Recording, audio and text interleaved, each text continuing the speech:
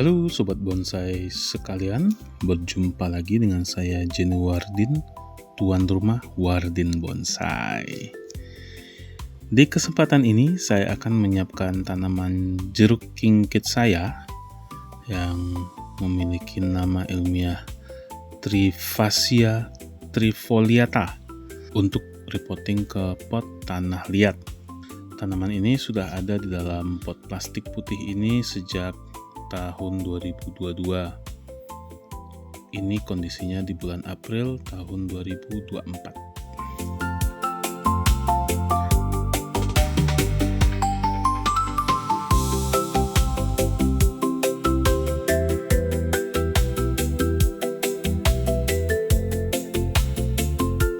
Agenda pertama hari ini, pruning. Target operasi, ranting yang tumbuh lurus ke atas dan mengarah ke dalam.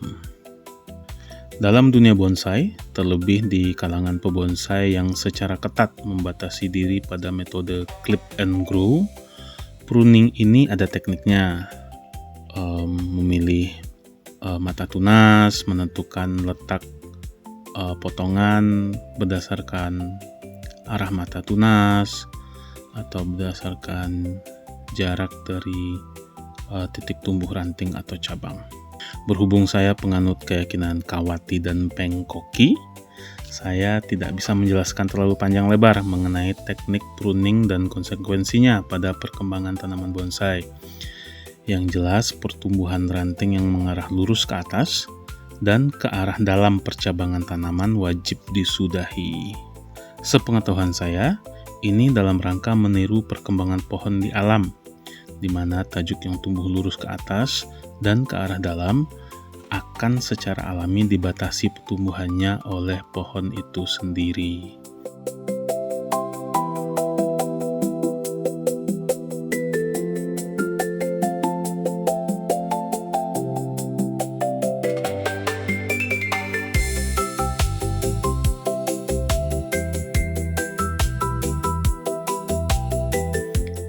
Nah, ini kontradiktif nih videonya. Udah mulai kayak pemerintah negara Konoha ini, YouTuber bonsai satu ini. Tadi katanya yang di pruning cuma yang mengarah ke atas dan ke dalam. Ini yang mendatar dan mengarah keluar kok dipangkas juga. Tadi itu niat saya cuma pruning, terus udah. Ketika saya menyingkirkan ranting-ranting hasil guntingan, adalah satu duri tanaman kingkit yang menusuk jari saya. Marah saya sama tanaman berkhasiat ini. Saya bilang ke dia, "Kau tusuk aku sekali lagi, ku gunduli kau." Ditusuknya beneran.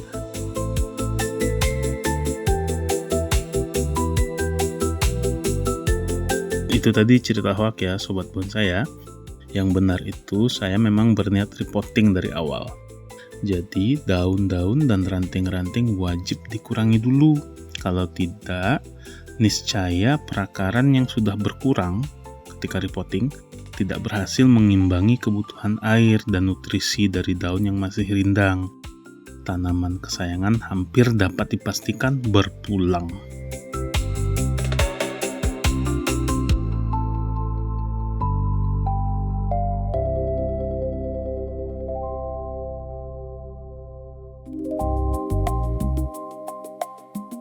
Kalau boleh kembali sedikit ke pembahasan tajuk yang tumbuh lurus ke atas, sepemahaman saya, tajuk semacam ini juga berfungsi meremajakan tanaman. Karena tumbuhnya lurus, lebih tinggi dari puncak pohon yang lama, nutrisi akan terfokus ke tajuk yang lurus.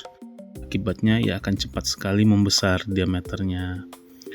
Jadi secara keseluruhan tanaman akan terlihat lebih muda dan lebih segar, dan pertumbuhannya mungkin terbarui gitu ya. Dalam bonsai kita nggak pengen ada cabang yang membesar secara instan seperti ini, karena karakternya jadi tidak menarik.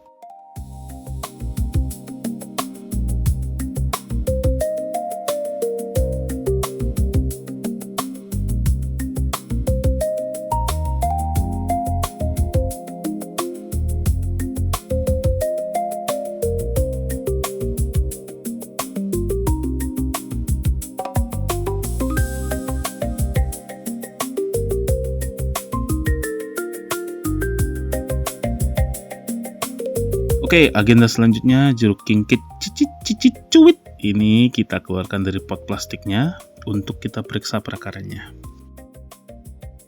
Di awal saya berbonsai, pemeriksaan perakaran tanaman ini adalah bagian yang paling menakjubkan buat saya. Di waktu itu saya sudah akrab dengan tanaman. Waktu kecil saya diajari cara menanam benih dan menjaga agar akar tunggangnya tidak bengkok. Benih jengkol saya ingat waktu itu diajari bapak saya cara menanamnya. Yang saya ingat juga ketika memindahkan tanaman ke pot baru, usahakan tanahnya tidak terbongkar agar akar tetap pada posisinya. Nah, pas mengenal bonsai, pemahaman ini harus dirombak sedikit. Repotting tanaman menjadi kesempatan melihat bagaimana akar tumbuh di dalam media tanam dan mengoreksinya jika dipandang tidak sesuai keinginan. Termasuk dalam kategori tidak diinginkan itu tadi adalah akar yang tumbuh lurus ke bawah dan akar yang terlalu besar. Akar yang tumbuh ke bawah tidak disukai pebonsai karena berpotensi menyedot nutrisi dari akar-akar yang tumbuh ke samping, dan akar yang terlalu besar sudah secara terang-terangan berhasil menyedot nutrisi dari akar-akar lain. Apabila tidak dikendalikan, dua jenis akar ini akan merusak keseimbangan tanaman.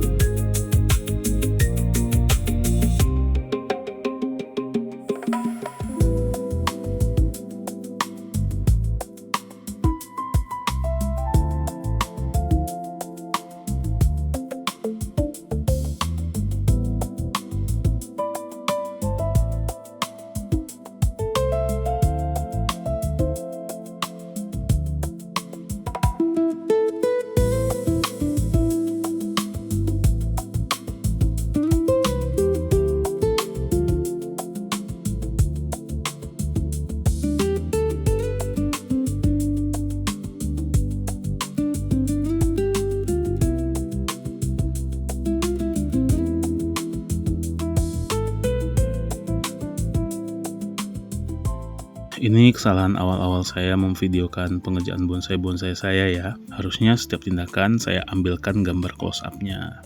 Tapi mudah-mudahan terlihat cukup jelas. Ini saya memotong akar yang tumbuhnya lurus ke bawah. Dan jumlahnya di tanaman ini cukup banyak. Karena selama 2 tahun ini ia tumbuh di pot plastik berukuran besar dan dalam.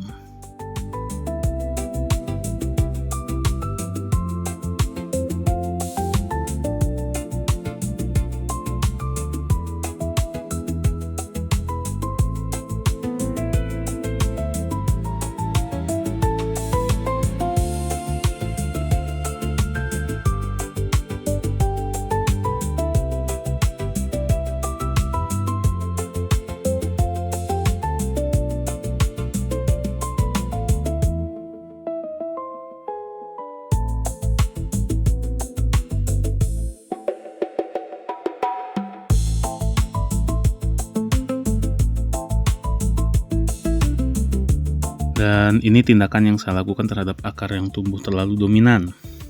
Saya belah dua dia dengan harapan setelah lukanya sembuh, kedua belahannya akan terlihat seperti akar yang memang dari awalnya tumbuh terpisah. Mirip cara-cara negara penjajah mengendalikan ukuran atau daya lawan jajahannya lah ya. Dipecah belah, seiring waktu mereka jadi seperti berbeda dari sananya, padahal satu rumpun bangsa. Jadilah selama-lamanya mereka tunduk pada kekuasaan pemerintahan pusat. Kekuasaan pemerintah kolonial maksudnya. Oke, perakaran sudah rapi dan sesuai kehendak hati. Lingkarnya juga sepertinya sudah seukuran dengan pot yang ingin digunakan. Kita siapkan dulu media tanam.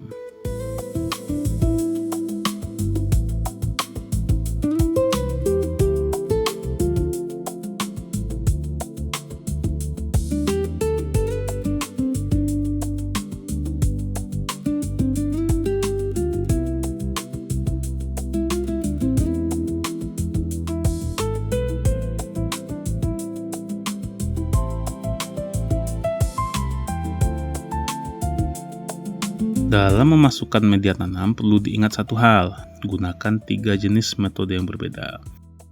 Pertama, sendok semen, lalu telapak tangan, lalu sekop tanaman bergagang plastik warna hijau. Untuk sobat bonsai yang sudah betah menonton sampai menit ke-10 ini, saya ucapkan terima kasih ya. Semoga Tuhan memberi imbalan atas kebaikan sahabat-sahabat sekalian meluangkan waktu meningkatkan viewership channel saya. Kalau belum subscribe, segera subscribe ya, gratis tidak bayar.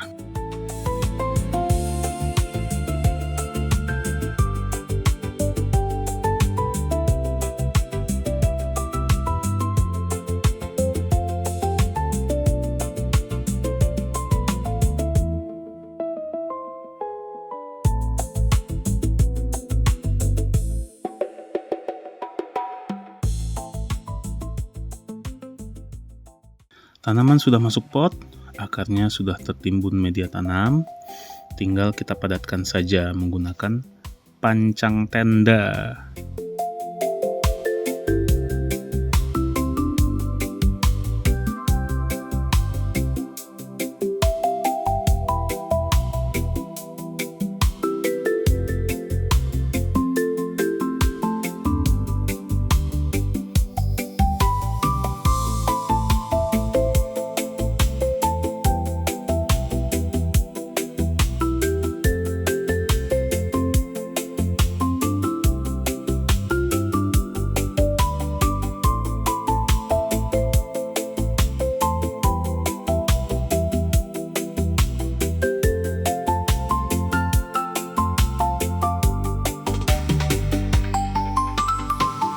Berikutnya tanaman jeruk kingkit ini kita ikat dengan tali agar apa? Ya betul, agar tidak lari ke pot di sebelahnya.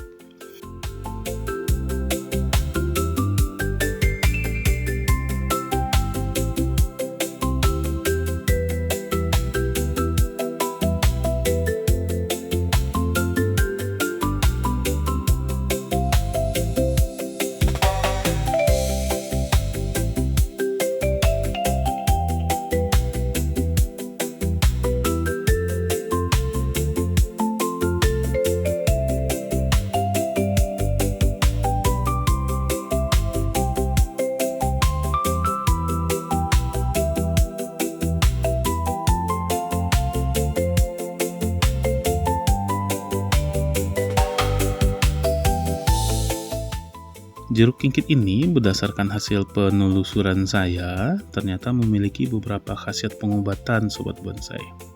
Buahnya bisa dikonsumsi langsung untuk meredakan batuk, pilek, dan sakit tenggorokan.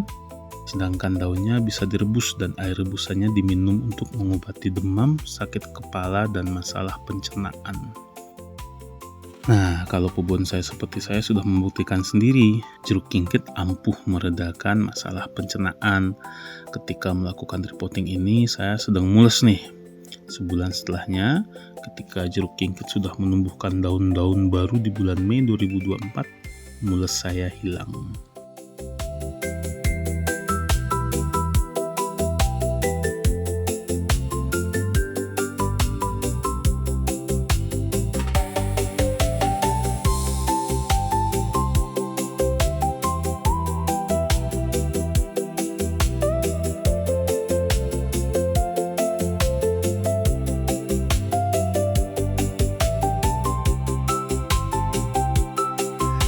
Dan ini adalah kondisi tanaman saya 2 tahun setelah repotting.